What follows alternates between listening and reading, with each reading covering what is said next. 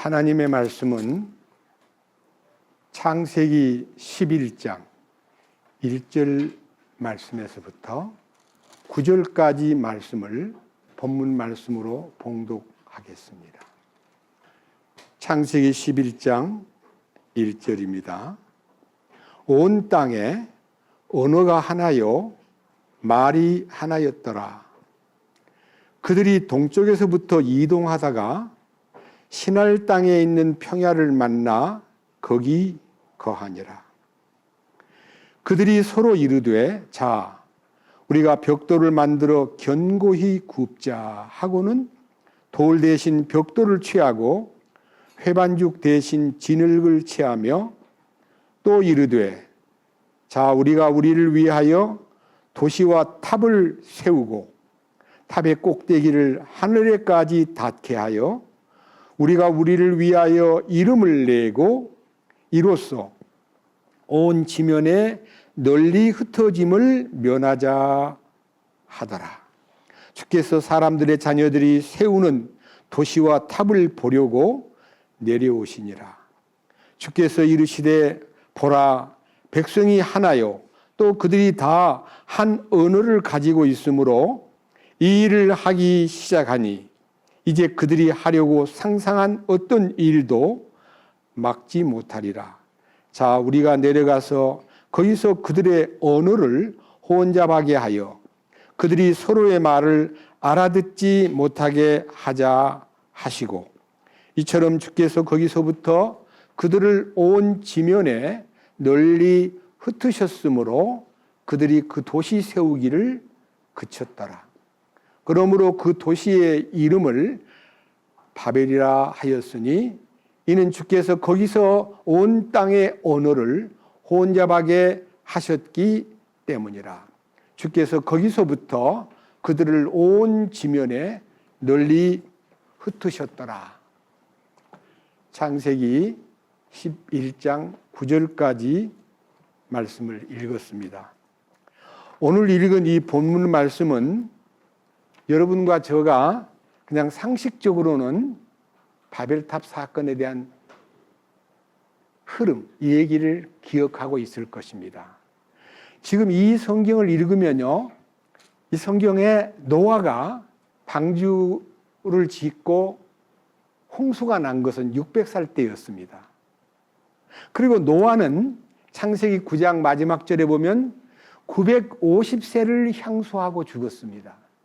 그러니까 홍수 난 후에 350년을 살았기 때문에 지금 이 바벨탑 사건이 일어날 때의 노아는 제가 이 11장 다음 주에 읽을 셈의 족보를 쭉 읽어보면서 노아가 600살의 홍수가 있었고 홍수 난 후에 약 200년 가까이 됐을 때 그러니까 기간이 그러니까 노아의 790 내지 800살쯤 됐을 때 이 바벨탑 사건이 일어납니다.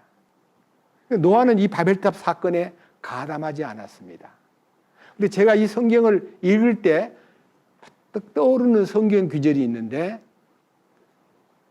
보고 넘어갑시다. 베드로전서 5장. 베드로전서 5장에 이런 말씀이 기록되어 있습니다.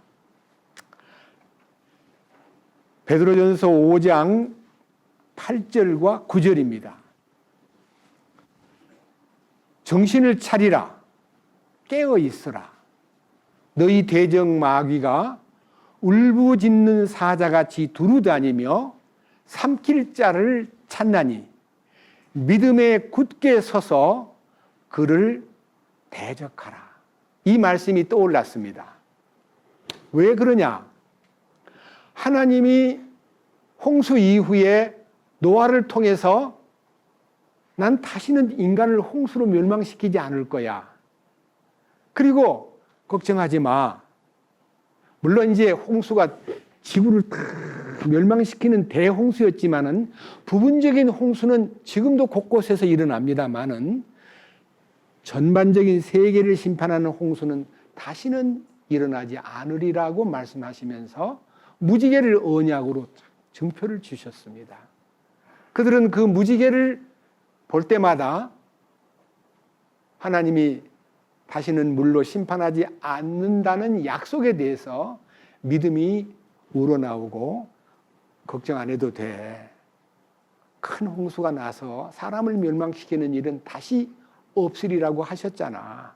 이러면서 마음을 거기에다가 집중을 해야 되는데, 오늘 읽은 이 성경 본문에 보면요, 아라랏산에 머물렀던 방주에서 나온 그 식구들이 처음에 8식구예요. 그 식구들이 이동을 해가지고 지금 말씀드린 유프라테스 강 중심의 가장 비옥한 땅인 여기 바벨탑을 쌓았던 시날 평지에 도달했을 때에 이동해서 세월이 흘러 어느덧 이제 홍수 이후에 200년 가까이 됐다면요. 제가 족보를 따져보니까 노아, 그 다음에 셈, 그 다음에 손자인 아르박삿, 그 다음에 증손자인 살라, 그 다음에 에벨, 그 다음에 벨레. 이렇게 해서 노아로부터 5대, 6대에 걸친 에벨 시대에 에벨. 여러분, 에벨이라는 말씀은요, 이게 나누어졌다, 갈라졌다는 것에 대한 표시로 벨렉이라는 에벨이라는 말은 히브리 민족의 원어입니다. 그러니까 히브리 민족의 원어 그 밑에서 에벨이 벨렉을 낳고 욕단을 낳고, 제가 욕단 얘기를 우리 민족의 조상이라는 것을 코리아, 하나님께 부름을 받은 민족이라는 것을 강조해서 이 마지막 시대의 역할에 대해서 이스라엘 민족을 구하러 가는 역할을 이 민족이 앞장선다는 것을 지난번에 말씀드렸습니다. 그런데 오늘 읽은 이 바벨탑 사건은 어떤 사건이냐 하면요, 그들이 이동을 해서 드디어 소위 말하는 시날 평지에 이르렀을 때에, 그때 아담 때부터 노아 때까지의 언어는, 이 인간의 언어는 하나밖에 없었습니다. 말이 다 통합니다. 그런데 그들이 하는 말이, 동쪽으로 이동하다가 시날 땅의 평야를 만나 거기 거하면서, 자, 우리가 벽돌을 만들어 견고히 굽자 하고는 돌 대신 벽돌을 취하고 회반죽 대신 진흙을 취하며 이르되, 여기 4절이 오늘 주제입니다. 4절. 뭐라고 되어 있습니까? 자, 우리를 위하여 도시와 탑을 세우고, 우리를 위하여라고 하는 이 인본주의의 사상이 그들의 마음속에 일어났는데, 여러분들이 이 일생을 살아가는 동안에 자기를 위해서 몰두하는 것은 사탄의 공작이고, 하나님을 위하여라는 마음이 생길 때 그는 새 사람이 되는 거예요. 우리는 땅에 속한 일은 전부 우리를 위해서 노력하는 거예요. 그런데 하나님을 향해서 눈이 열리면요, 하나님 아버지의 영광을 위하여, 하나님의 기쁨을 위하여, 하나님의 뜻을 받들어, 이런 생각이 들면 하나님을 위해서 우리가 무엇을 해야 되겠다는 생각이 올라오는데, 이제 노아 홍수 이후에 200년도 안 된 이 시기에 뭐라 그래요? 우리를 위하여 뭐라 그랬어요? 도시와 탑을 세우고, 그러니까요, 집을 크게 짓는다는 얘기예요. 집을 크게 짓는데 그 집을 짓는 얘기 속에 들어있는 3가지 얘기가 너무 깜짝 놀랄 만한 하나님께 대한 반역이요, 교만이요, 하나님의 뜻을 완전히 무시해버린 말이 그들에게서 하나의 일을 벌이게 만드는 원인이 되었다. 여기 4절 다시 봅니다. 또 이르되, 자, 우리가 우리를 위하여 도시와 탑을 세우고, 그 다음에 탑의 꼭대기를 하늘에까지 닿게 하여, 이 공사를 했는데 이 집 꼭대기를 하늘에 닿게 하여, 하늘에 닿게 하여라는 말 자체가 사탄의 말입니다. 이 하늘에 닿게 하여라는 말은 이사야 14장에 루시퍼가 하나님을 반역할 때 자기가 하늘에 나의 보좌를 설치하리라, 이렇게 했던 이제 사탄의 소위 말하는 제1 목적이 하늘에 하나님과 비기려고 하는, 이사야 14장 보겠습니다. 자, 사탄이 무슨 말을 했는가? 이제 루시퍼 천사가 타락해가지고요, 이사야 14장 2절에 이렇게 기록되어 있습니다. 오 아침의 아들 루시퍼야, 네가 어찌 하늘에서 떨어졌는가? 민족들을 약하게 만든 자야, 네가 어찌 끊어져 땅으로 떨어졌는가? 네가 네 마음속으로 이르기를 내가 하늘로 올라가, 여기 하늘로 올라가 내가 하나님의 별들을 위로 내 왕좌를 높이리라. 그러니까 하늘로 올라가 하나님같이 되리라, 이렇게 목표를 세운 거예요. 또 내가 북쪽의 연면들에 있는 회중의 산 위에 앉으리라. 내가 구름들이 있는 곳, 높은 곳 위에 올라가 내가 지극히 높으신 이와 같이 되리라 하였도다. 그러니까 하나님같이 되기 위해서 나는 하늘 꼭대기로 가야겠다 하는 사탄의, 여기 12절의 제목이 뭐예요? 사탄 마귀의 타락. 루시퍼 천사가 하나님을 대항해서 하나님의 보좌 위에 자기가 앉아야겠다는 야심을 품었댔는데 밑에 뭐라 그랬어요? 뭐라 그랬어요? 15절. 그렇게 말한 구름 위에 높은 곳 위에 올라가 내가 지극히 높으신 이와 같이 되리라고 했었는데, 그러나 너는 끌려가 발각되어서, 그 말이에요. 그 도모가 발각되어서 지옥으로 곧 그 구덩이의 옆면들로 내려가리로다. 그러니까 가장 낮은 멸망의 구덩이에 그가 빠져버린 거예요. 여러분, 지옥은요 사람을 형벌을 하기 위해서 만든 곳이 아니에요. 마태복음 25장에 보면 마귀와 그 쫄기에 사자들을 위하여 예비된 영영한 불로 들어가라. 지옥은 마귀를 처벌하기 위해서 만든 형벌 장소인데 사람들이 마귀를 따라가다 보니까 지옥으로 들어가는 거예요. 하나님은 우리 인류를 위해서 새 일을 살리면 엄청난 병도 없고 눈물도 없고 이별도 없고 고통도 없고 경찰서도 없고 감옥도 없고 재판소도 없는 곳으로 우리를 데려갑니다. 왜? 그건 죄가 없는 곳이니까. 그런데 이 마귀가 그러한 도모를 했던 것을 노아의 4대 5대 손에 이르렀을 때에, 야, 건물을 탁 지어가지고 말이야, 이 대꼭대기를 하늘 끝까지 올려가면 홍수가 아무리 나봐 하늘을 못 덮어. 산은 덮어도 하늘은 못 덮어. 이게 반역이에요. 사탄의 반역.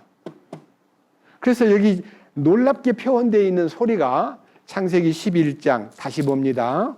너무너무 놀라운 얘기가 4절.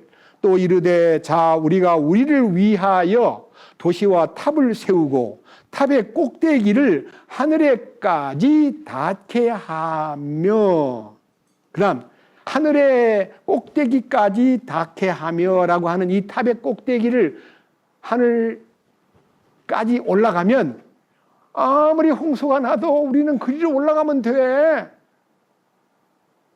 이렇게 스스로 무지개 언약과 하나님의 약속을 등진 반역의 행위가 이 바벨탑 사건에서 일어나는 거예요. 그 다음 뭐라 그래요? 우리가 탑의 꼭대기를 하늘에까지 닿게 하며 우리가 우리를 위하여 이름을 내고, 하나님의 이름을 나타내려고 하는 마음이 없고 사람들이 와 대단한 위대한 작업을 했구나, 대단하구나 하는 사람의 명예를 높이기 위해서, 여러분 우리 이름을 높이기 위해서 노력하는 것은 세속적인 거예요. 우리가 하나님의 이름을 영화롭게 하고 그를 기쁘시게 하기 위해서 우리는 우리 인생관을 바꿨어요. 저도 제 나름대로 어릴 때부터 계속 제 자신의 명예, 제 자신의 이름을 높이기 위해서 무지무지하게 노력을 많이 했습니다. 그런데 이 예수님을 알고 나니까 야, 나는 아무것도 아니구나 하고 존재가 완전히 하나님을 위해서 내가 존재하는 것이지, 내가 독립적으로 내 이름을 높이고 내 이름을 남들에게 우러러보게 만드는 일이 내 인생 목적이 아니라는 것을 깨닫게 됨으로써 그동안 살아왔던 저 자신의 이름을 내기 위해서 애썼던 과거가 그렇게 부끄러울 수가 없었어요. 얼마나 부끄럽던지요. 하나님 정말 부끄럽습니다. 용서해 주십시오. 우리가 우리 이름을 내고라는 이 말이 바로 사탄의 공작의 목표. 하나는 하늘 꼭대기 위에 올라간다. 하나는 자기 이름을 낸다. 마지막 뭐라 그래요? 여기 마지막 이로써 결과입니다. 이로써 온 지면에 널리 흩어짐을 면하자. 온 지면에 흩어지지 말자. 우리 다 같이 그냥 같이 살자. 여러분 이게 굉장히 좋은 말 같죠? 같이 살자고. 헤어지지 말고 같이 살자고. 근데 하나님이 인간을 만드신 목적이요. 같이 살라고 하지 않았어요. 자, 창세기 1장 앞으로 넘어가 봅시다. 창세기 1장 27절, 28절을 읽으면요. 하나님이 사람을 만드신 목적이 있습니다. 자세하게 들어보십시오. 이처럼 하나님께서 자신의 형상으로 사람을 창조하시되 하나님의 형상으로 그를 창조하시고 그들을 남성과 여성으로 창조하시니라. 하나님께서 그들에게 복을 주시고 하나님께서 그들에게 이르시되 다산하고, 다산이란 말은 애를 많이 낳아서 번성하고 땅을 채우라. 땅을 정복하라. 또 바다의 물고기와 공중의 날짐승과 땅 위에 움직이는 모든 생물을 지배하라. 자, 다산하고 번성하여 땅을 채우라. 땅을 채우는 게 뭐예요? 같이 살면 땅을 못 채우잖아요. 흩어져야 땅을 채우지요. 땅을 채우는데 그 땅을 곳곳을 다 정복하라. 그리고 마지막에 지배하라. 이렇게 왕권을 준 거예요. 그런데 우리 다 같이 헤어지지 말고 같이 그냥 같이 살자. 이게 뭔 말이에요? 그것이 인본주의예요. 사탄의 공작이에요. 하나님의 뜻은 흩어져 가지고 널리 퍼져서 아주 이 지구 전체를 다 인간들이 덮어가지고 곳곳에 하나님이 주신 만물과 여기 나와 있는 바다의 물고기와 공중의 날짐승과 땅에 움직이는 모든 생물을 지배하라. 그래서 하나님께서 이 통치권을 인간에게 맡긴 거예요. 그 다음 이제 홍수 이후에 일어난 하나님의 명령을 또 한번 보십시다. 저 밑으로 가가지고요. 창세기 말씀 9장. 창세기 9장 1절입니다. 홍수 이후에 인간이 이제 심판을 받고 하나님 앞에 엄청난 멸종의 형벌을 받은 후에 노아의 식구들과 그 아들들에게 이제 남아있는 식구들에게 이렇게 명령을 내립니다. 9장 1절. 하나님께서 노아와 그의 아들들에게 복을 주시며 그들에게 이르시되 다산하고 번성하여 땅을 채우라. 그 다음 7절. 너희는 다산하고 번성하며 땅에서 풍성히 내고 그 안에서 번성하라. 그래서 모든 것을요, 여러분 지금 우리 21세기 이 시대에 딴 나라 놔두고 우리나라만 봐도요, 출산율이 0.8도 안 돼요. 0.76인가 밖에 안 돼요. 그러니까요, 한 명도 안 넣는 거예요. 평균 2명 이상은 낳아야 되는데 자꾸만 인구가 줄어들다 보니까 여러분 주변에 애들이 많이 보입니까? 안 보입니까? 그렇게 골목골목에 애들들이 막 모여서 떠들고 할 때 귀여워가지고 지나가다가 쳐다보기도 하고 그런데 애들이 너무 안 보여요. 그럼 누가 제일 많이 보여요? 노인들이 수두룩해요. 그래서요, 지금요 25년인데 2050년쯤 되면요 우리나라 인구가 한 3천만 절반가량 줄어들면서 노인이 90%가 된다는 거예요. 무서운 일이에요. 그래서 다른 모든 나라들이 한국을 보면서 대단한 나라다. 머리도 비상하고 교육열도 있고 뭐 반도체 IT 산업 세상에 정말 기술 조선 산업 이야 대단한 민족이라고 우리를 지금 G7 국가에서 회의를 캐나다에서 여는데 야 한국 와 참석해. 우리를 8번째 나라로 인정할 정도로 별로 땅도 좁고 인구는 5천만 명밖에 안 되는 이 작은 나라를 G7 국가에서 한국을 초청할 정도로 대단한 나라이면 틀림없으나 20, 30년 지나면요 노인들만 꽉 차고 일할 사람이 없어가지고요. 공장 문 닫는 데도 많고 회사도 운영이 잘 안 돼가지고 어쩔 수 없이 사람이 필요할 때는요. 이제 지금은 로봇 산업을 개발해가지고 사람 없어도 괜찮다고 생각하는 때가 지금 점점 오고는 있는데요. 여러분 군대는 누가 하고 여러분 우리들의 주변에 그렇게 여러분 내가 노인이 되고 보니까요. 내가 애를 낳았을 우리 집 사람이 애 낳았을 때는 키우는 의무와 부모 노릇을 하려고 안간힘을 쓰고 막 자다가도 깨서 돌보고 하는 것은 좋지만 그 이뻐 죽겠다는 생각을 못 해봤어요. 이뻐 죽겠다는 말 하잖아요. 너무너무 이쁘니까 막 빨아주기도 하고 안아주고 쓰다듬어주고 이쁘다. 아들 셋을 낳아도요. 이뻐 죽겠다는 생각이 없었는데요. 손주가 딱 나니까 그렇게 이쁜 거예요. 왜 그렇지요? 몰랐던 거예요. 생활에 바빠가지고 자녀가 귀하다는 거를 실감을 못하고 살았는데 이제 나이가 들고 좀 늙어가니까요. 야, 진짜 손주가 이쁜 거예요. 그냥 안아주고 손주하고 늘 이렇게 끼안을 때마다 손주도 하는 말이 할아버지 사랑해요. 그 말 듣는 게요. 지가 얼마나 나를 사랑한다고. 나도 널 사랑해 하는 그 말로 손주에 대한 그 손자 손녀에 대한 그 따뜻한 마음과 그 쏟아지는 아름다움이요. 지금 나이 드신 분 가운데 손주가 없는 분이 수두룩해요. 외로워요.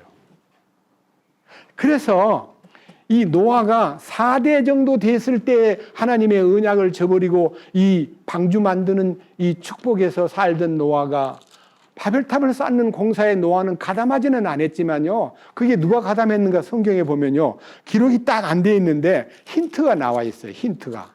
이 11장에 바벨탑 사건의 주도자가 누군가가 이름이 안 나와 있어요. 그런데 10장에 딱 나와요. 자, 10장의 6절. 10장 6절입니다. 함의 아들들은 구스와 미스라임과 붓과 가나안이요. 구스의 아들들은 스바와 하일라와 삽다와 라마와 삽드가요. 라마의 아들들은 세바와 드단이며 구스가 니므롯을 낳았는데 그가 땅에서 강력한 자가 되기 시작하였더라. 그가 주 앞에서 강한 사냥꾼이었으므로 사람들이 이르기를 아무개라는 말은 니므롯은 주 앞에서 강한 사냥꾼인 니므롯 같다 하느니라. 여기에 강한 사냥꾼 니므롯. 여러분 니므롯이라는 사람은요 구스의 아들입니다. 구스가 누구냐면요 이디오피아 함족의 대표적인 인물이요. 아프리카의 함족의 대표적인 인물이 이 소위 말하는 니므롯이라는 사람이 태어났는데 영웅 호골이 된 거예요. 그런데 제가요 여기 성경 읽다가요 9절 그가 주 앞에서 강한 사냥꾼이었으므로 사람들이 이르기를 아무개는 주 앞에서 강한 사냥꾼인 니므롯 같다 하느니라. 이 니므롯이 강한 사냥꾼이라는 것만 표현되어 있는데요. 제가 성경을 다 뒤져봐도 이 번역이요 제대로 이렇게 상통될 만한 뜻을 갖지 못했는데 70인 번역이라는 게요. 여러분 셉투아진트라 그래가지고 서기 BC 3세기경 268년부터 꽤 긴 기간 동안에 이스라엘 히브리 사람 12지파에서 6명씩 뽑아가지고 그럼 72명이에요. 그 72명이 머리를 싸매고 히브리 성경 구약의 성경을 헬라어로 번역을 한 성경을 셉투아진트 70인역이라고 말해요. 그 70인역은요 예수님도 그 70인역으로 말씀하셨고 사도 바울도 70인 번역으로 설교를 했다고 기록되어 있어요. 저는요 70인역에 대해서 많은 정보를 소유하고 있지만 이 시간에는 말씀드릴 수가 없고 70인 번역이 BC 3세기에 기록된 성경 구약만 번역했는데 그 번역이 굉장히 놀라운데 뭐라고 쓰여 있냐면 제가 그 70인 번역에서 나온 이 지금요 9절 말씀을 이렇게 읽어 보겠습니다. 이 70인 번역에는요 이렇게 나와 있습니다. 뭐라고 되어 있냐면요 그는 여호와를 반대하는 특이한 사냥꾼 니므롯 같다. 그는 주 앞에서 강한 사냥꾼이었으므로라고 되어 있는 게 아니라 그는 여호와를 반대하는 특이한 사냥꾼이었으므로 사람들이 이르기를 아무개는 주 앞에서, 여기 주 앞에서 하라는 단어가요, 히브리 원어에서는 이런 뜻이 있다는 거예요. 하나님 여호와를 반역하는, 반대하는, 그 다음에 아주 대드는 강한 사냥꾼인 니므롯 같다. 아무개는 하나님께 대드는 강한 사냥꾼 니므롯 같다. 하나님을 향해서 도전하는 이 니므롯이, 이름을 보니까요 참 그렇구나. 여러분, 니므롯이라는 말이 히브리 말로 뜻이 뭔지 아세요? 반역자라는 뜻이에요. 이름에는 다 그의 일생의 숨은 비밀이 노아, 위로와 안식, 그 다음에 히브리 에벨은 건너온 자, 그 다음에 에벨의 아들 벨렉은 나누어진다, 분리된다. 나누어진다는 얘기가 나오거든요. 여기 성경 한번 보세요. 창세기 10장 25절, 에벨에게 두 아들이 태어났는데 하나의 이름은 벨렉이었으니, 벨렉 나누어짐입니다. 벨렉이었으니 이는 그의 날들에 땅이 나뉘었기 때문이라. 땅이 나눈 게 뭐예요? 밑에 있는 욕단과 벨렉이 갈라지는 거예요. 벨렉은 서쪽으로 가고 욕단은 동쪽으로 이동해서 서로 갈라지는데, 이 갈라질 때의 노래가 아리랑이에요. 알이랑, 알이랑. With God. 하나님이랑 하나님이, 알은 하나님이고 이랑은 더불어 함께 with를 얘기해요. with. 알이랑 하나님이랑 하나님이랑. 아리랑 고개를 넘어간 천산산맥과 우리 이 민족이 동쪽으로 이동되면서 거쳐갔던 그 산맥을, 산을 넘어간다, 고개를 넘어간다, 이렇게 되어 있고요.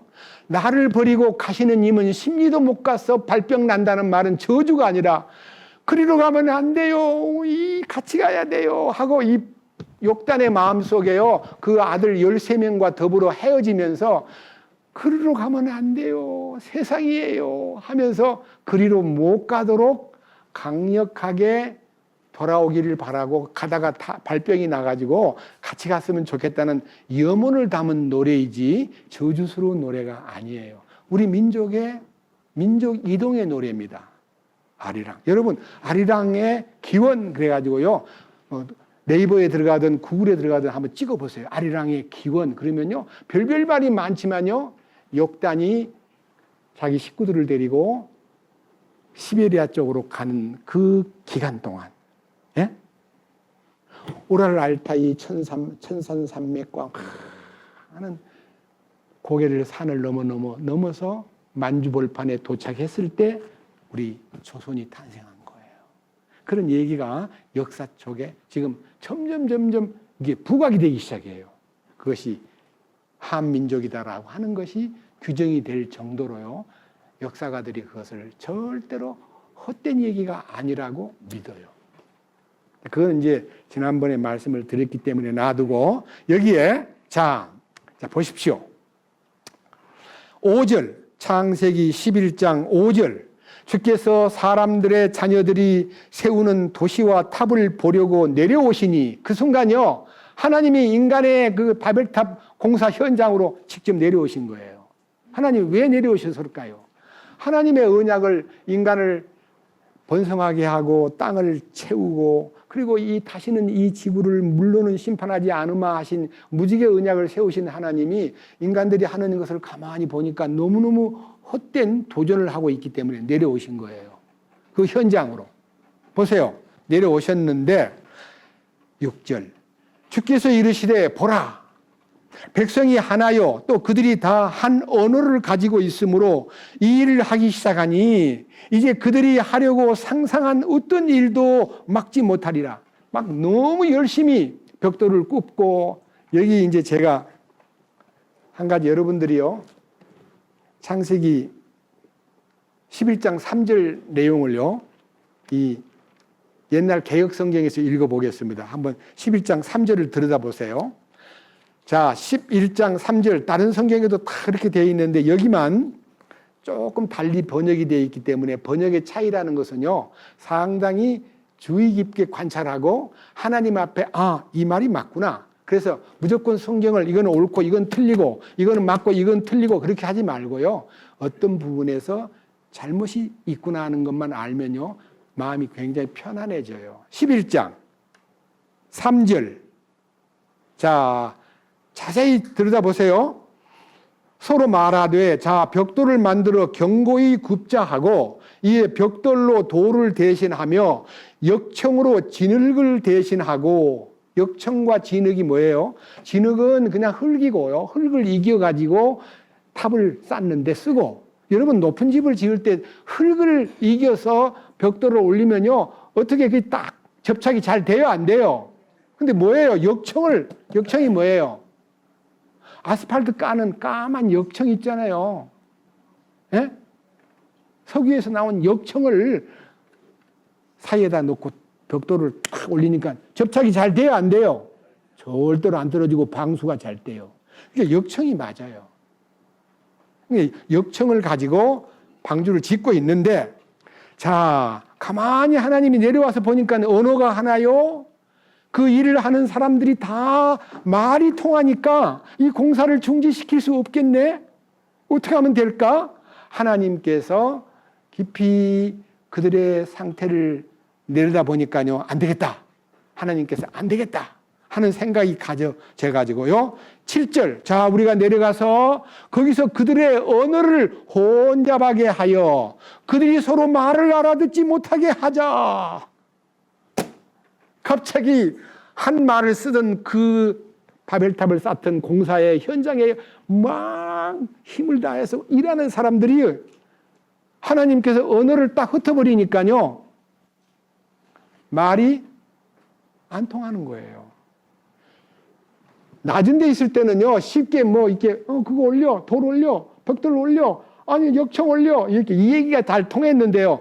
높이 올라가면 올라갈수록 이제 거기다 밧줄을 달아가지고 올릴 거 아니에요. 아래에서 이제 실어서 올릴 거 아니에요.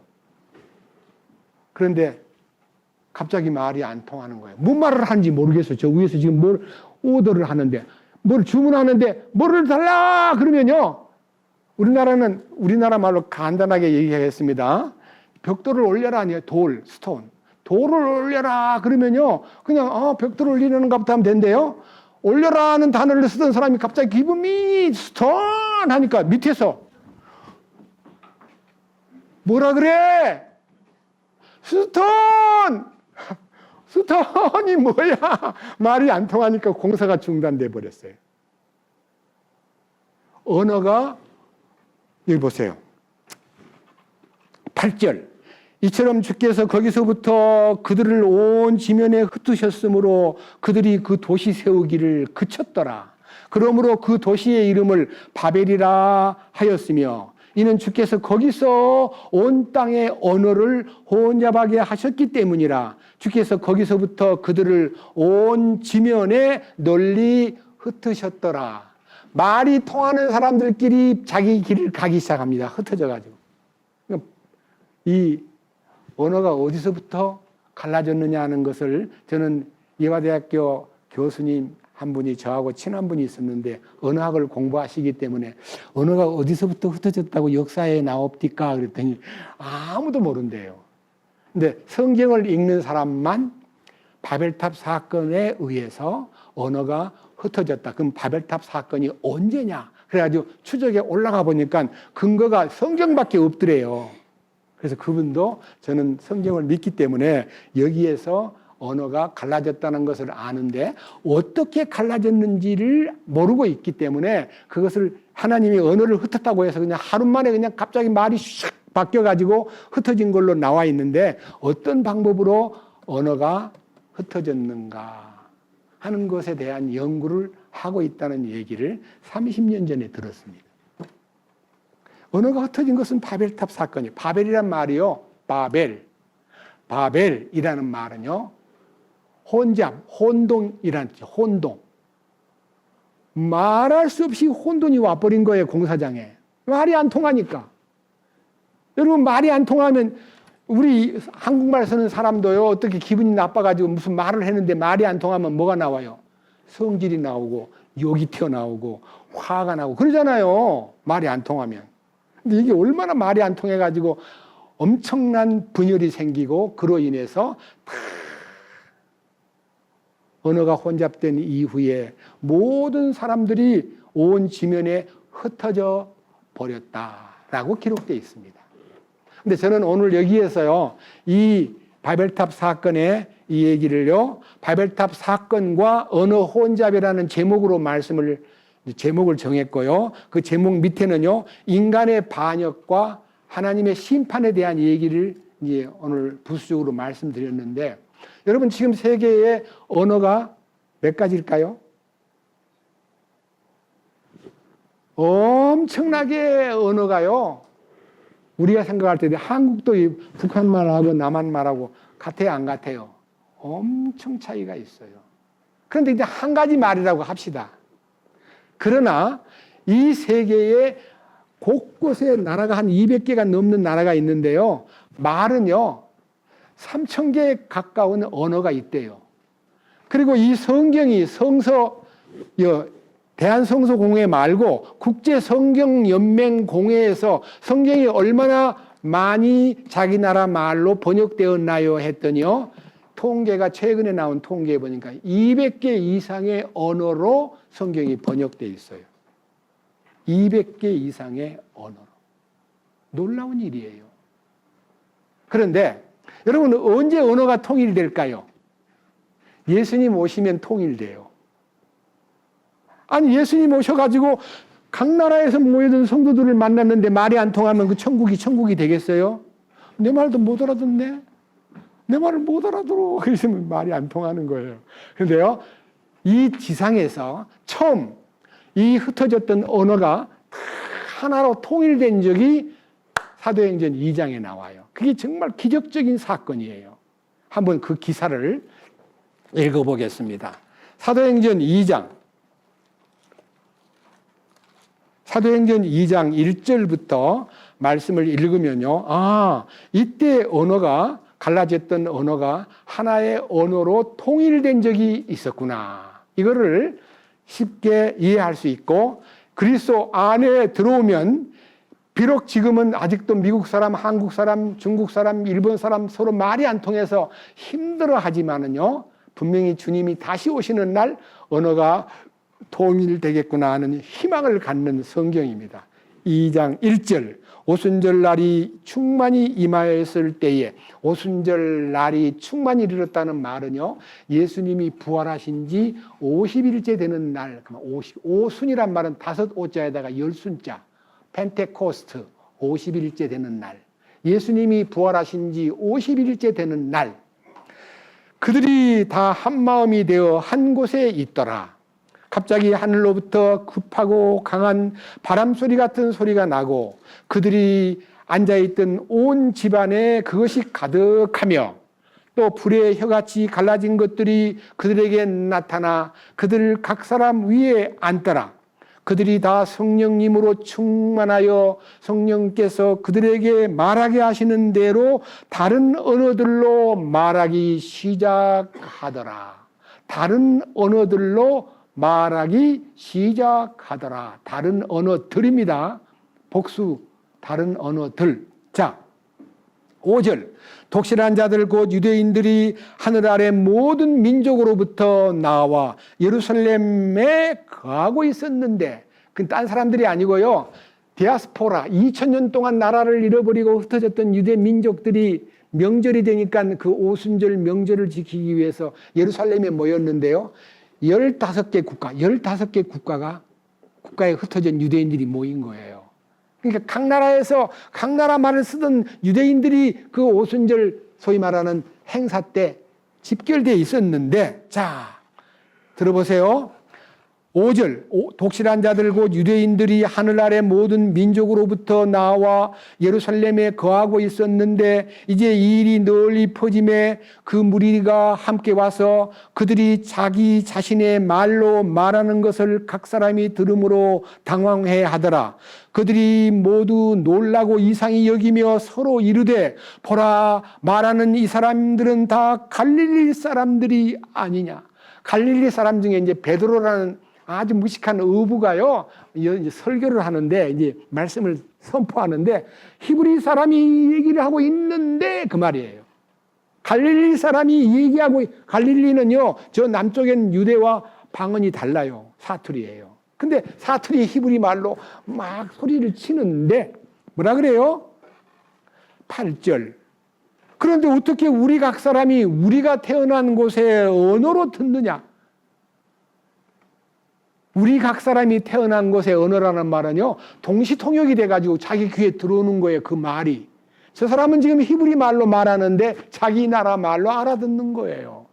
말이 통하는 거예요. 그래서 뭐라 그러냐면요.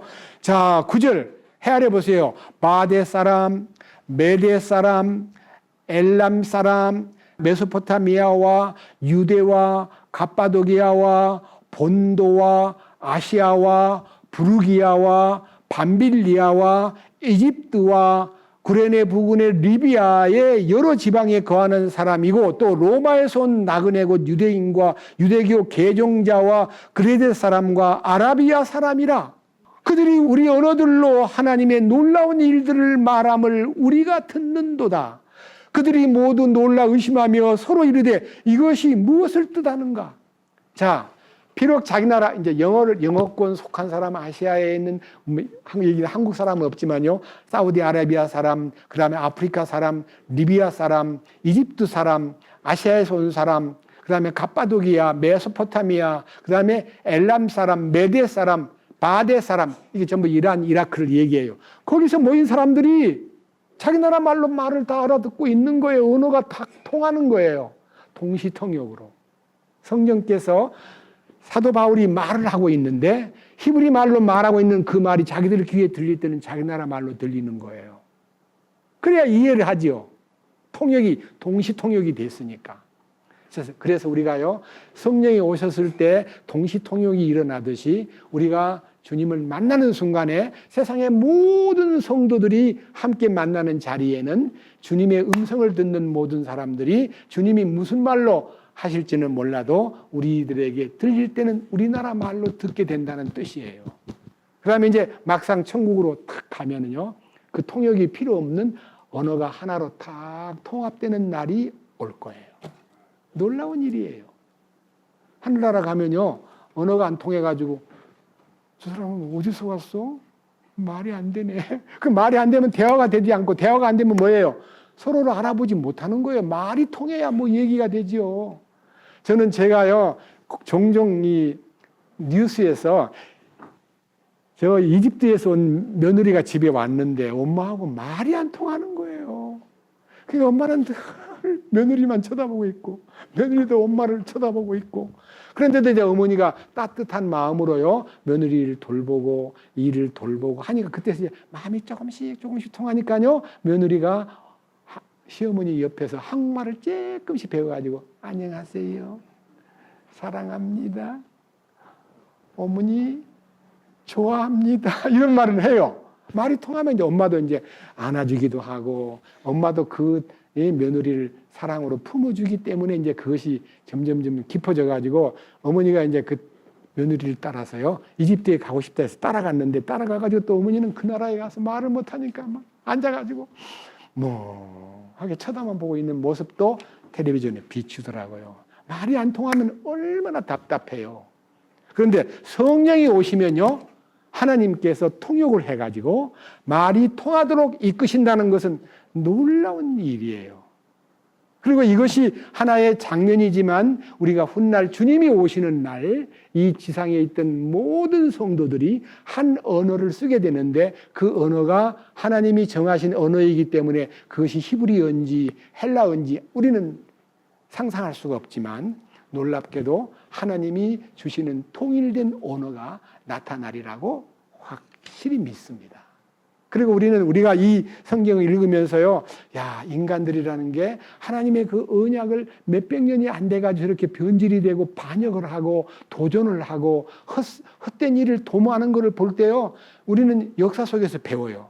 저는요, 지금 기독교 역사 속에서 가장 중요한 것이 종교 개혁가들의 개혁 역사, 루터에 대해서, 칼빈에 대해서, 요한 웨슬레에 대해서, 빌리 그레이엄에 대해서 많은 훌륭한 일꾼들이요, 그 당대에는 세상을 깜짝 놀라게 하고 굉장한 역할을 했는데 그분들이 돌아가시고 100년도 안 되고 200년이 안 돼가지고요, 감리교는 감리교대로 웨슬레의 본 신앙을 저버리고 형식만 남고 껍데기만 남는 것이 보이고, 장로교는 장로교의 칼빈 교리에 의해서 굉장히 역동적으로 출발한 것 같은데 칼빈이 떠난 지 얼마 안 되니까 변질이 되는데요, 사실은 종교개혁은 16세기부터 쭉 흘러가지고 지금 어느덧 지금 우리 시대에서 루터 그러면요 1517년, 그러니까요 508년 됐는데요, 루터의 이 기본 신앙이 루터가 받은 믿음으로 오직 의로워진다고 하는 그 주장이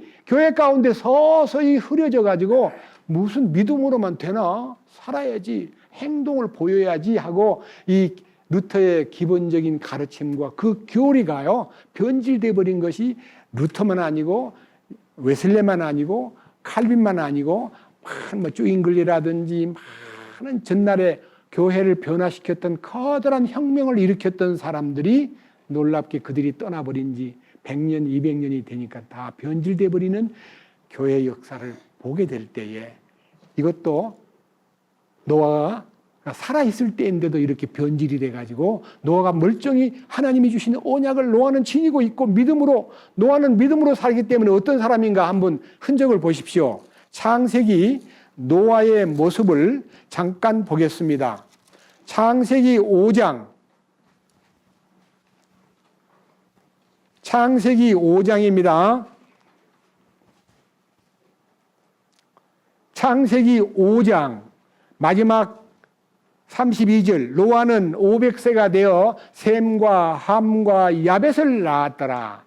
제가 이제 이 역사의 이 족보를 보니까요, 큰아들 야벳은 500살에 낳고요, 둘째 아들 셈은 502살에 낳고요, 그 다음에 함은 504살에 낳았다고 기록이 되어 있습니다. 그런데요, 밑에 보세요. 그러나, 자 보세요. 8절, 그러나 노아는 주의 눈에 은혜를 입었더라. 노아의 세대들은 이러하니라. 노아는 의인이요 그의 세대들 가운데서 완전한 자더라. 그가 하나님과 함께 걸었더라.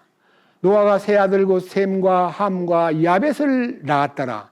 땅도 하나님 앞에 부패하여 폭력이 땅에 가득하더라. 하나님께서 땅을 보시니 보라 그것이 부패하였더라. 이는 땅 위에서 모든 육체가 자기의 길을 부패시켰기 때문이라. 하나님께서 노아에게 이르시되 모든 육체의 끝이 내 앞에 이르렀으니 이는 땅이 그들로 인해 폭력으로 가득하기 때문이라. 보라 내가 그들을 땅과 함께 멸하리라.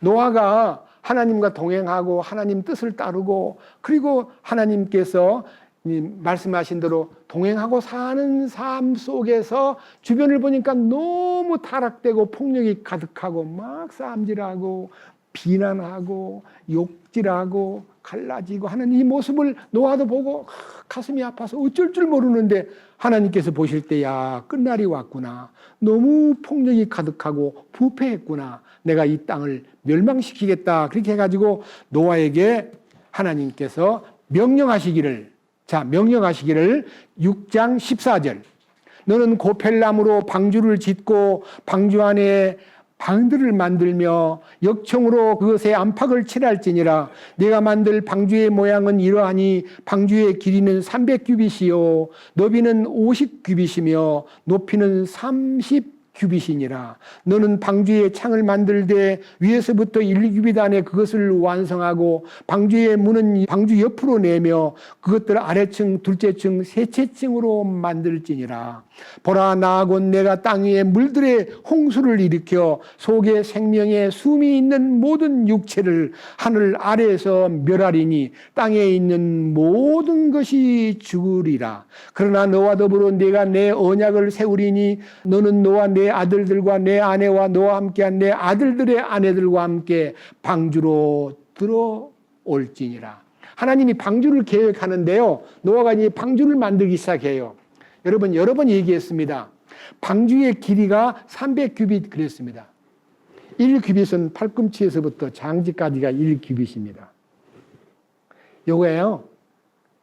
보통 평균 45cm인데 52cm도 있고요. 56cm도 있어요. 평균 50cm쯤 된다고 생각하면요. 300규빗 그러면 몇 미터겠어요?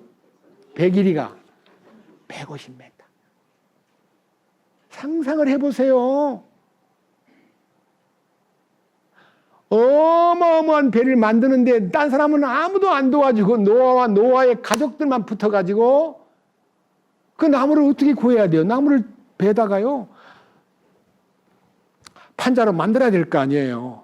켜서 말려서 그리고 그냥 갖다 붙이면 되는 게 아니잖아요. 설계도는 하나님이 주셨지만요, 그 방주를 정교하게 만드는데 노아에게 평생 처음 배 만드는, 세상에서 처음 배 만드는 공사를 하는데 하나님이 얼마나 간섭하시고 돌봐주셨겠어요. 방주를 짓고 있는데 그 방주 짓는 기간이요, 성경학자들이 뭐 120년 걸렸다, 100년 걸렸다 그렇게 얘기하는데 성경학자들이 도표를 놓고 쭉 분석해 본 결과 80년 조금 더 걸렸다고 생각해요.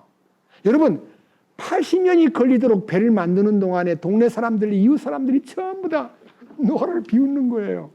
왜 그러냐? 노아 때까지 한 번도 이 땅에 비가 오지 않았습니다. 여러분 생각에 비가 안 왔으면 어떻게 세상이 다 말라버릴 텐데. 아니요. 그때 노아 시대 때의 아담 때부터 노아 때까지의 지구는요, 온실 효과를 가진 지구였습니다. 그렇기 때문에 사람들 나이가 800살, 900살을 먹어도 안 죽는 그런 세상이었습니다. 그러니까 비가 오지 않고 항상 적셔지는, 여러분 온실을 만들면 거기에 물도 스프링클러로 올라오고 햇빛도 적절하게 비추게 해가지고 속에서 식물이 잘 자라듯이요, 하나님이 이 지구를 온실 효과의 지구로 만들어 놓았기 때문에 사람들의 눈에 비가 내리는 것이, 폭풍이 불고 눈보라가 치고 뭐 이런 게 없었어요. 그냥 노아가 산등성에다가 또 배를 만들고 있으니까. 노아 영감, 그럼 뭐 하는 거요? 배를 만듭니다. 그 배를 뭐하러 만드시오? 하나님이 곧 심판을 하신다는데, 여러분 방주공사에 도와주지는 않을지라도 방주 다 만들어지면 이 안으로 다 들어와서 여러분 살아야 됩니다. 방주? 아니 안으로 들어오라고? 참 저 영감 미쳤네. 한 사람도 노아의 그 방주공사에 가담하거나 도와주지 않고 비난하고 비평하고 침뱉고 그리고 80년을 견딘 거예요.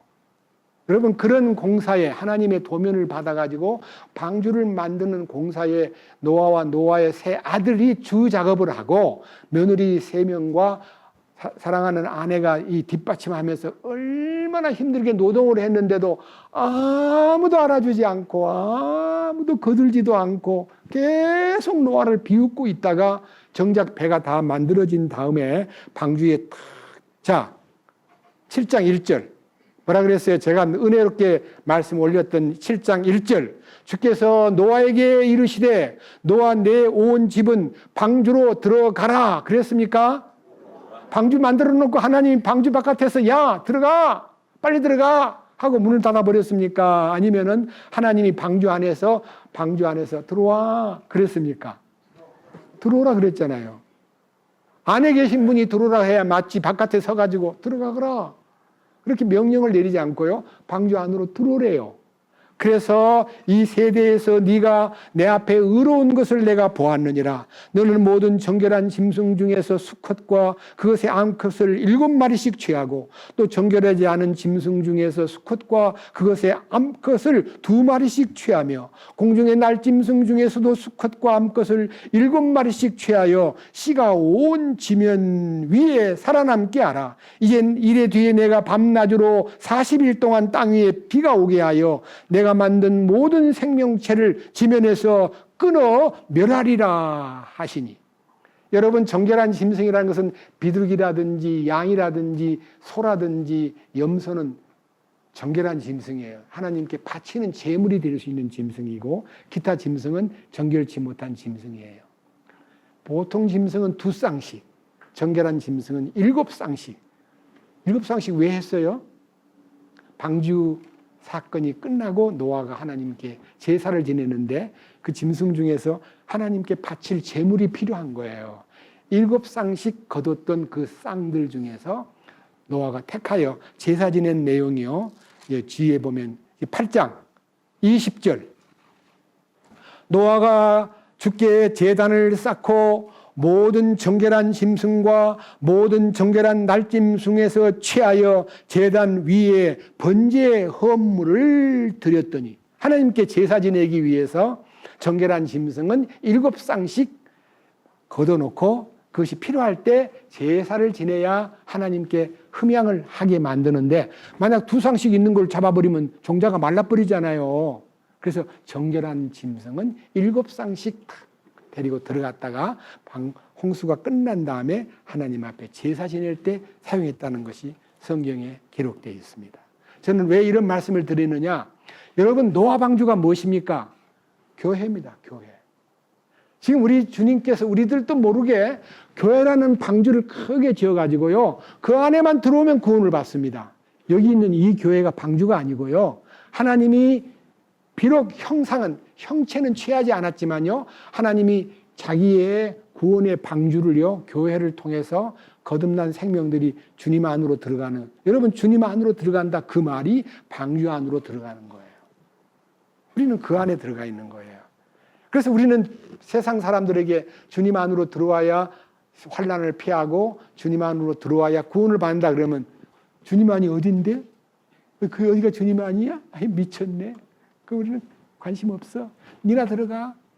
우리 다 그냥 어디로 간다고? 지옥? 너 지옥 가봤어? 에이, 가봤어? 가봤으면 말해봐. 성경책에 있어. 그걸 어떻게 믿어? 아이고, 저런 정신 빠진 사람. 아니, 저 속에 지옥이 있다고? 그렇습니다.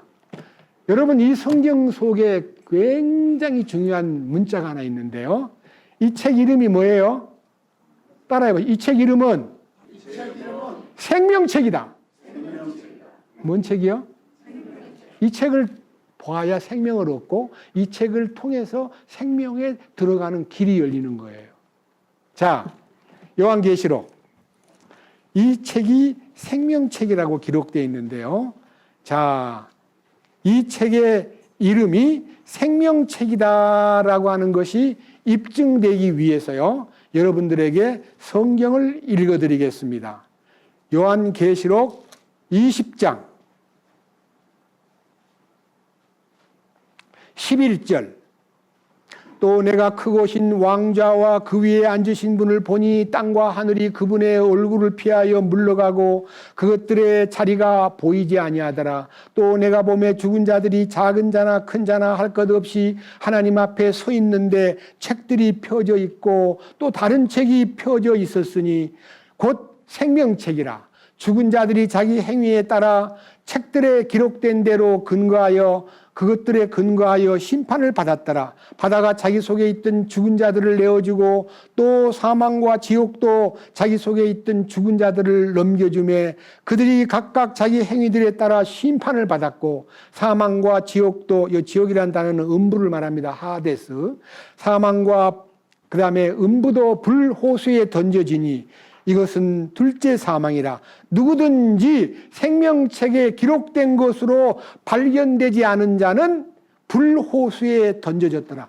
생명책에 기록된 것으로 드러난다는 말은요, 이 책 속에 내 이름이 있구나. 아유, 이 서에 내가 들어있어. 이 책 속에 자기가 들어있다는 것을 발견한 사람만 하나님 나라에 가고, 이 책 속에 나는 그거하고 상관없어, 나는 믿지도 않겠어 하고 이 책을 거절한, 생명책을 거절한 사람은 지옥불에 들어가는 거예요. 여러분, 생명책이 하나님 나라에 따로 있는 게 아니라 이 기상에 보낸 생명책이 성경책입니다. 여러분, 이 책을 통해서 하나님과 관계를 맺고 하나님의 은혜를 받고 하나님의 사랑을 힘입고 이 성경을 통해서 영원한 생명을 얻는 것입니다. 요한복음 1장 1절 다 같이 보겠습니다. 요한복음 1장 1절.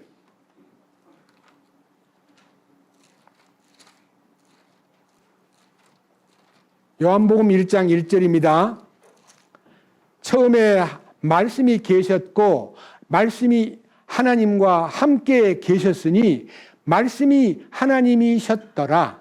바로 그분께서 처음에 하나님과 함께 계셨고 모든 것이 그분에 의해 만들어졌으니 만들어진 것들 중에 그분 없이 만들어진 것은 하나도 없었더라. 그분 안에 생명이 있었으며 그 생명은 사람들의 빛이더라. 이 생명의 빛이 이 말씀 속에 들어있는 거예요. 이 말씀에 의해서 빛을 찾고 빛이 내 안에 와야 내 안에 있는 어둠의 세력과 죄의 세력과 사탄의 세력이 물러가게 돼요.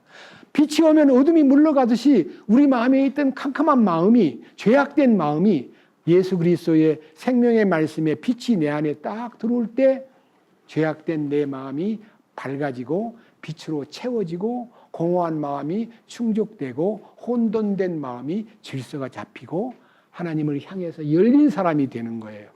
살리는 것은 영이니 육은 무익하니라. 내가 너에게 이른 말이 이 성경이 영이요 생명이라.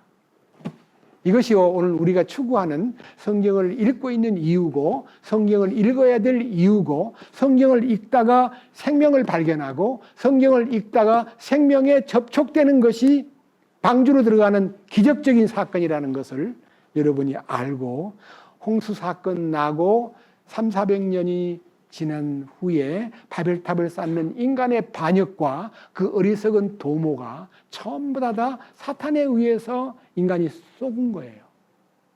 우리는요 사탄에게 속지 않기 위해서 우리들 스스로가 사탄하고 인간과 대결을 했을 때 사탄이 훨씬 수가 높고 고단수의 지혜가 있습니다. 그걸 이기려면 우리 방법으로 교회에서 그냥 저도 그런 교회를 다녀봤습니다. 그냥 밤새 금식 기도하고 철야 기도하면서 뭐라고 기도하냐면요. 밤새도록 사탄 물러가라.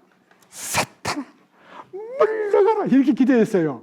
그렇게 가 사탄이 물러가는 거 아니에요. 사탄이 뒤에서 비웃어요. 물러가. 알았어. 참 잘한다. 그건 사탄을 물리치는 방법이 아니에요. 이 말씀이 사탄을 물러가게 하는 거예요. 말씀이. 요한계시록 12장 사탄을 물러가게 하는 비결 12장 7절부터 사탄이 어떻게 물러가는가 보겠습니다. 요한계시록 12장 7절 하늘에 전쟁이 있더라. 미카엘과 그의 천사들이 용과 싸우매 용과 그의 천사들도 싸우나 이기지 못하고 또 하늘에서 자기들의 처소를 더 이상 찾지 못하더라. 그 큰 용 즉 저 옛뱀 곧 마귀라고도 하고 사탄이라고도 하며 온 세상을 속이는 자가 내쫓기더라. 그가 땅으로 내쫓기니 그의 천사들도 그와 함께 내쫓기니라. 사탄은 원래 하나님 계신 곳에 있었는데요. 범죄한 후에 이 세상에 내쫓김을 쫓겨나가 세상에 내려온 거예요. 마귀가 지금 세상에 충만합니다. 마귀가 혼자 있는 게 아닙니다. 여기 밑에 보세요.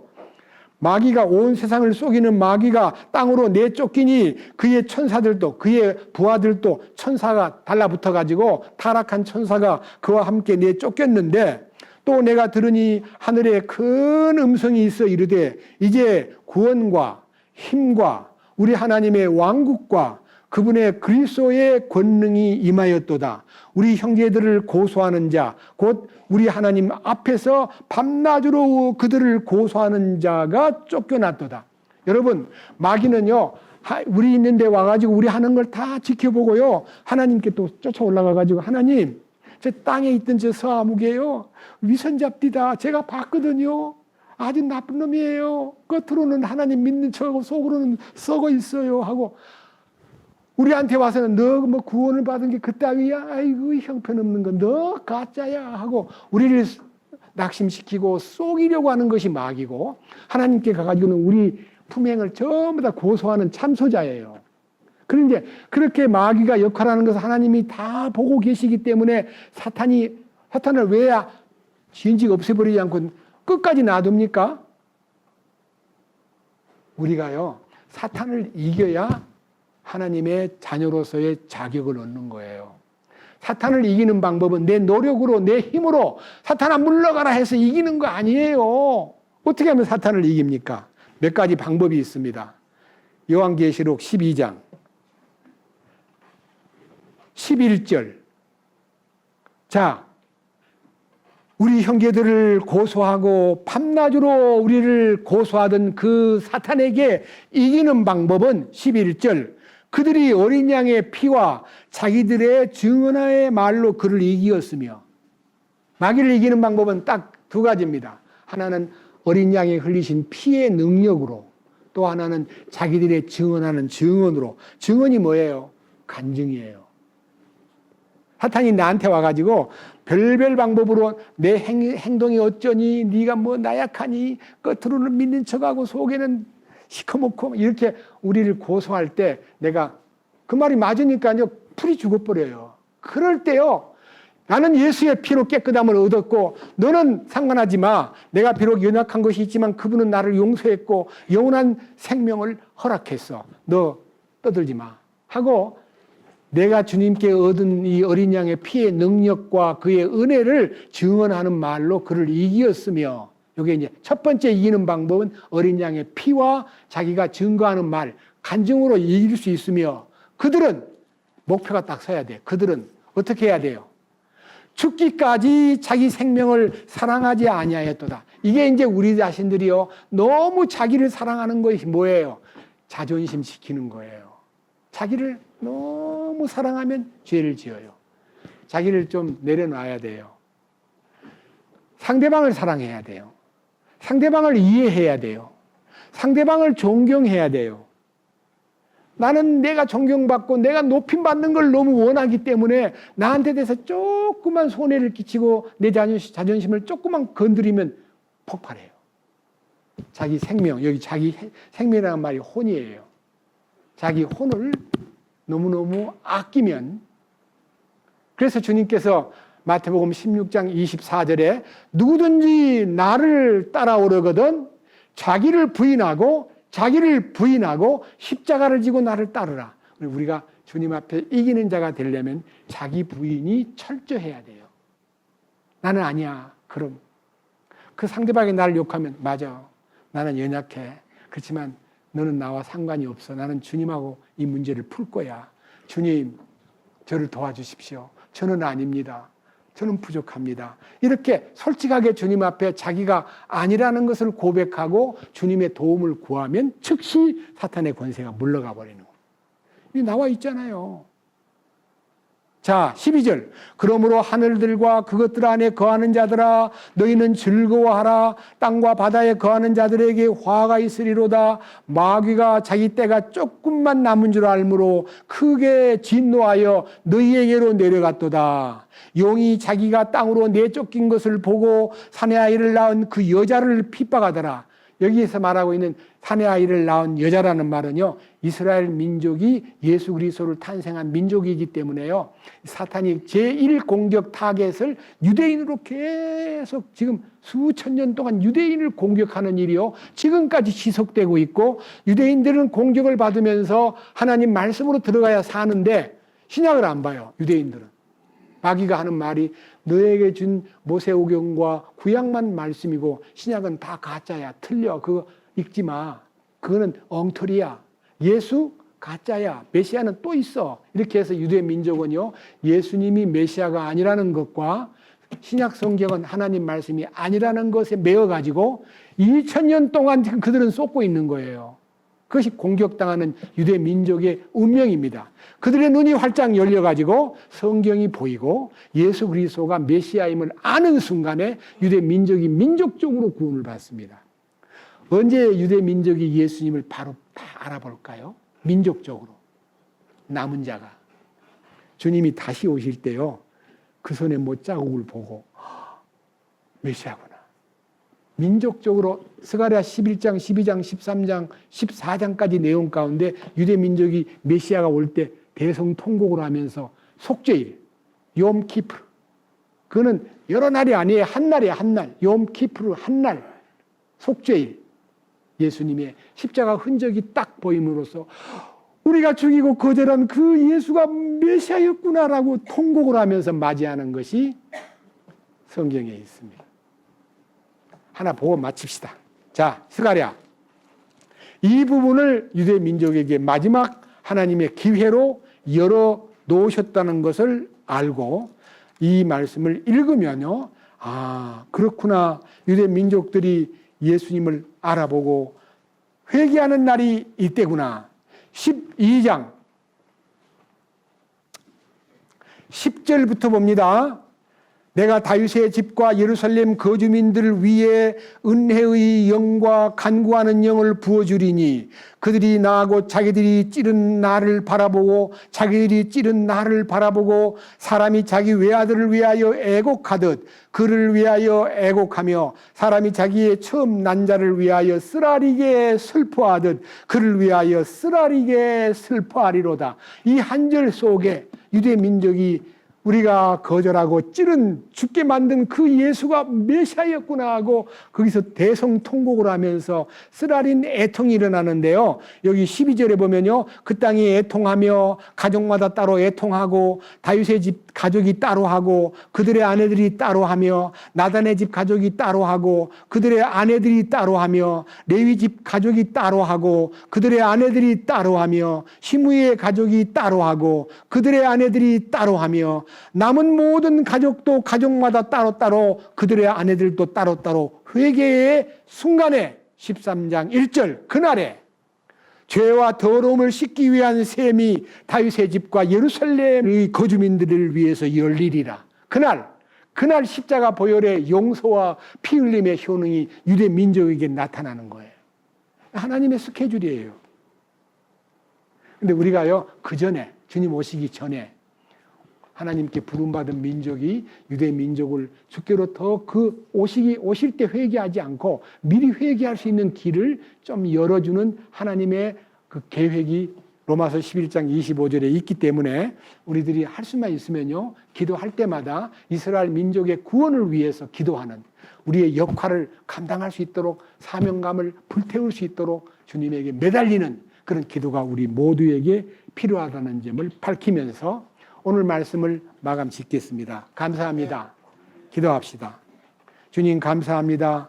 오늘은 바벨탑을 쌓는 사건 때문에 언어가 흩어져 버렸고 언어가 혼잡하게 됨으로 말미암아 세상이 이렇게 복잡하게 얽혀져 있습니다. 성령이 오셔서 언어를 통일시키는 역사가 있겠고 주님 다시 오시는 날 우리는 한 언어권 속에서 살게 될 수 있지만 우리가 이 땅에 사는 동안에 사탄의 공작과 말로 다 못할 사탄의 이간책과 말로 다 못할 사탄의 거짓 때문에 쏟거나 거기에 빠지지 않게 하시고 우는 사자같이 두루다니며 삼킬 자를 찾는 사탄의 어떠한 시험에도 우리는 넘어가지 않도록 주여 우리를 이기는 자가 되게 하소서. 어린 양의 피와 자기의 증거하는 말로 그를 이길 수 있지만 가장 큰 덕목은 자기의 혼을 사랑하지 않고 주님 앞에 죽기까지 그 혼을 내어놓는 사람이 됨으로써 사탄을 능히 이길 수 있다는 조건이 달려있는 말씀에 우리가 주의하고 우리의 남은 생애를 사탄에게 빠지지 않고 주님만 나타내는 삶이 될 수 있도록 우리를 강하게 이끌어 주시고 돌봐 주시옵소서. 우리는 주님의 명령대로 주님을 따르려고 할 때 자기를 부인하고 십자가를 지고 주님 따르는 것이 무엇인가를 깨닫게 하시고 도와주시고 인도해 주시고 필요를 따라 이기는 자가 되게 하여 주옵소서. 우리 주 예수 그리스도의 이름으로 기도드렸습니다. 아멘.